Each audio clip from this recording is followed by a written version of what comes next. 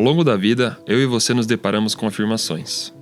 E ao longo da vida, cabe a mim e a você julgar essas afirmações como verdades ou não verdades. Ao longo da vida, diferentes pessoas ganham e perdem um lugar de referência para nós. Lá no início, eram as afirmações de um pai e uma mãe que significavam tudo para você. Mas ao longo da vida, parentes, amigos, colegas, diferentes pessoas começam a conquistar esse espaço de referência. Ao longo da mesma vida, algumas dessas pessoas perdem seu lugar no ranking de referências. As exceções e os erros é que geralmente desclassificam essas pessoas. Mas em alguns casos, é uma nova verdade e uma nova perspectiva que substituem as referências antigas. É por isso que ao longo da vida, a admiração por um professor, a fascinação por uma celebridade ou até mesmo um influencer da internet podem levar a mim e a você a deixar para trás o que antes considerávamos valioso e verdadeiro. De repente, o pai que era um herói não é mais tão heróico assim. A avó que ensinou a viver um caminho não parece mais ter a inteligência que tinha. E o melhor amigo de infância já não demonstra a amizade incondicional de antes. Você percebe como as nossas verdades possuem um prazo de validade?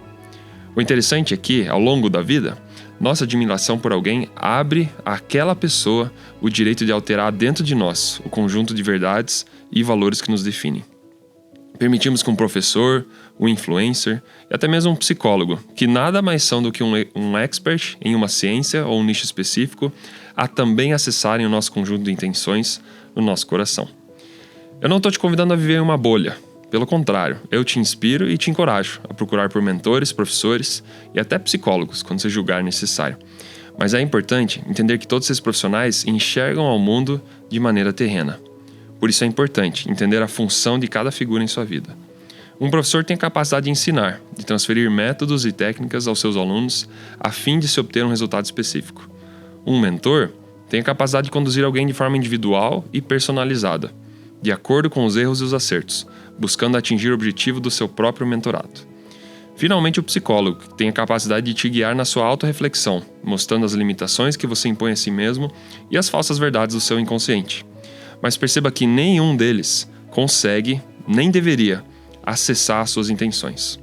E por isso é tão importante que tenhamos uma mente renovada. Paulo diz em Romanos 12:2 que não devemos viver conforme os padrões desse mundo, mas sim permitir que Deus nos transforme pela renovação da mente. Assim seremos capazes de experimentar e comprovar a vontade de Deus, que é boa, perfeita e agradável. Uma coisa interessante nesse texto é que ele não trata a vontade de Deus como se houvesse uma vontade ou uma decisão de Deus sobre cada ação que eu tomo, ou como se tudo que eu fizesse devesse antes ser perguntado a Deus. O próprio texto de Provérbios 16 nos inspira a apresentarmos nossos planos a Deus, mas nunca tira de nós a responsabilidade de planejar. O interessante é que o texto fala da vontade de Deus como algo que pode ser experimentado e comprovado. Ter a mente de Cristo significa pensar como Ele. Que notícia incrível! Nesse mesmo texto de Romanos 12, Paulo roga e implora que nos ofereçamos como um sacrifício vivo, um culto racional. E me enche de temor aprender que o sacrifício que Deus espera de nós não é um sacrifício de um momento único, nem algo místico que não possa se compreender.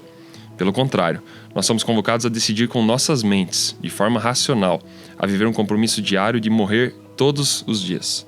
E entregar ao nosso Senhor as nossas impressões, julgamentos e preconceitos, permitindo que Ele alinhe nossas intenções, que Ele corrija os nossos corações. Isso é ser pastoreado. Esse é o papel de um pastor na minha e na tua vida. Permitir que Deus alinhe e eleve nossas intenções. E só o Espírito dele é que é capaz de descolar e separar os pensamentos e os sentimentos humanos da pura intenção e do puro propósito.